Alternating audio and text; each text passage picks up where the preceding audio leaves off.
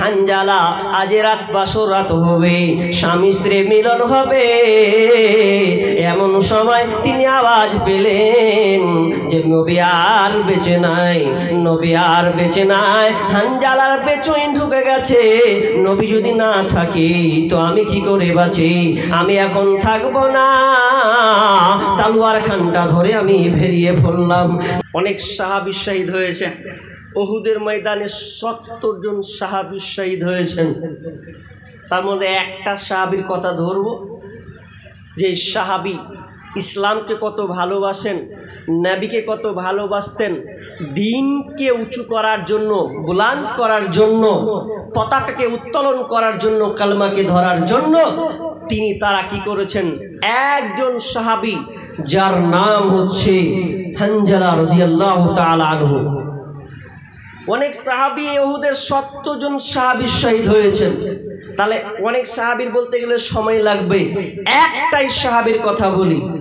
উহুদের যুদ্ধ হবে, উহুদের যুদ্ধ হওয়ার সময় আওয়াজ, চলো চলো চলো লড়াই করতে হবে, কাফিরদের সাথে, দুশমনদের সাথে লড়াই করতে হবে।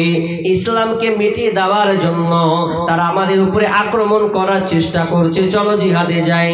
সবাই ধরল জিহাদ যাওয়ার জন্য। এবার কিন্তু হানজালা রাদিয়াল্লাহু তাআলা আনহু রাজি হচ্ছেন যাওয়ার জন্য।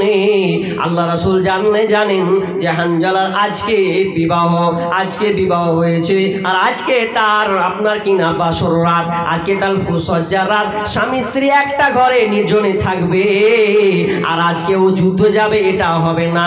তো আল্লাহ রাসূল বললেন, এ হানজালা যাও যাও, তোমাকে যুদ্ধে যেতে হবে না, তুমি বাড়ি যাও, তোমার জন্য যুদ্ধ আজকে প্রয়োজন নেই, আমরা বাকিগণ যাব।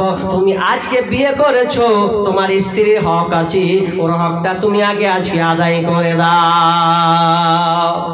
বাড়ি চলে গেলেন। বাড়ি যাওয়ার পর আল্লাহ রাসূল সাহাবী সহ তারা যুদ্ধে বেরিয়ে গেছেন আপনার উহুদের প্রান্তরে। মদিনা থেকে একটু দূরে উহুদের ময়দান, ওখানে যুদ্ধ চলছে। হঠাৎ যেন একটা আওয়াজ ভেসে আসলো।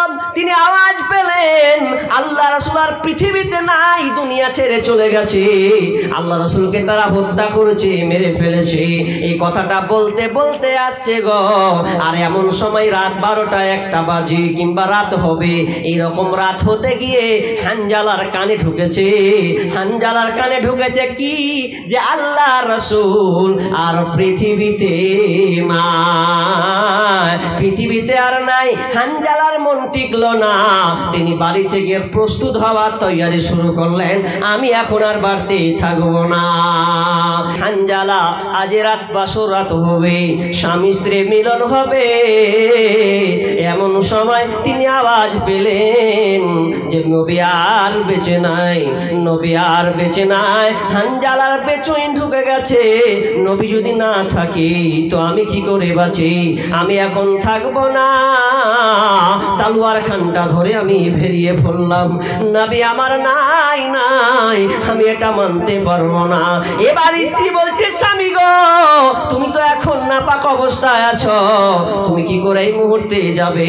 হানজালা বলছেন, বিবি আমাকে তুমি বাধা দিও না, আমি এখন আবার গোসল করে কি করব?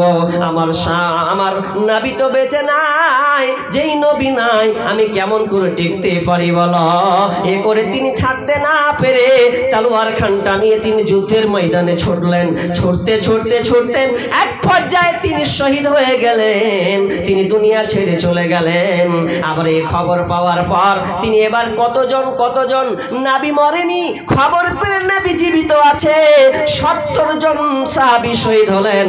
আল্লাহ রাসূল বললেন, ও আমার সাহাবীরা, ৭০ জন সাহাবীকে তোমরা দাফন দাও, এদের কোনো গোসল হবে না, এদের বিনা গোসলে এদের জানাজা দাফন হবে, দাফন কাফন হবে। এমন সময় একজন মহিলা এসে বলছেন, ইয়া রাসূলুল্লাহ, আপনি একজনকে একজনকে গোসল করাবেন, বাকিকে আপনি গোসল না করান, কিন্তু একজনের গোসল হবে যার নাম হচ্ছে হানজালা। কেন কেন গো?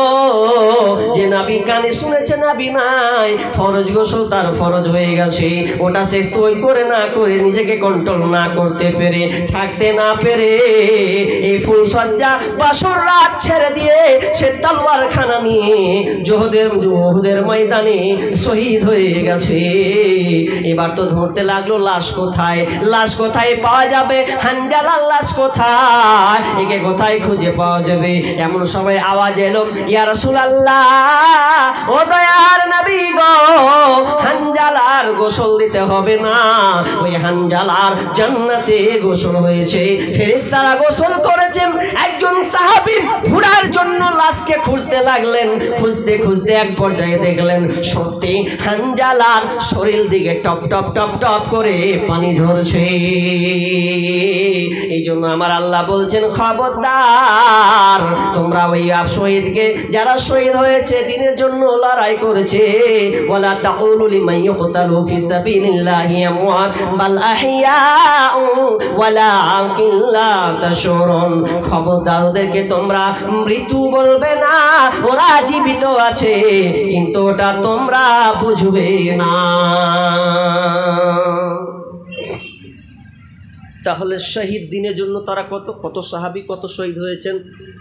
বিয়ে হবে ছেড়ে দিয়ে পালিয়েছে, কেউ বাসর ঘর থেকে ছেড়ে পালিয়েছে, বিবিচের কাছে মাপ চেয়ে পালিয়েছে, মানে যুদ্ধের ময়দানে ছুটে চলেছে যে আজকে যুদ্ধ করতে হবে, দিনকে বাঁচাতে হবে। তো সেটা স্মরণ, তাদের ধৈর্য, তাদের মধ্যে অটল, তাদের মধ্যে সংগ্রাম চেতনা তাদের মধ্যে কেমন ছিল, তাহলে আমাদেরকে ওখান থেকে শিক্ষা নিতে হবে। এই জন্য আল্লাহ সুবহানাহু ওয়া তাআলা এই কথাটা অনুসরণ করিয়ে দিয়েছেন। অনুসরণ করে দেওয়ার পর এবার আল্লাহ বলছেন, এবার তোরাকে পরীক্ষা করব। এতক্ষণ তো লীলা মেটা সাহাবীদের, এবার তোমাদের ভলিউম দেখবো আমি, তোমাদেরকে আমি একবার পরীক্ষা একবার দেখবো ট্রাই করে, তোমরা এই পরীক্ষাতে পাস করতে পারো কিনা, তোমরা কেমন ইমানদার এটা তোমাদেরকে প্রমাণ করতে হবে। এবার আমরা 5টা কি পরীক্ষা ওটা আমি আপনাদেরকে বলবো, আপনারা ধৈর্য ধারণ করুন। কি ধৈর্য? সেটা হচ্ছে যে আমি 5টা পয়েন্ট আলোচনা করব। 1 নাম্বার দিয়ে ধরি, ভালো করে দেখেন। ওয়ালা নাবলুওয়ান্নাকুম বিশাইইম মিনাল খাউফ ওয়াল জু' ওয়া নাখসিম মিনাল আমওয়াল ওয়া আনফুসি ওয়াস সামারাত ওয়া বাশশিরিস সাবিরিন। আমার আল্লাহ বলছেন, এবার আমি তোমাদেরকে 5টা বিপদ দিই, তোমাদের 5টার উপরে পরীক্ষায় পাস হতে হবে, 5টার উপরে তোমাদেরকে পাস করতে হবে। ওয়াবাশশিরিস সাবিরিন, ধৈর্যশীলদের জন্য রয়েছে সুসংবাদ।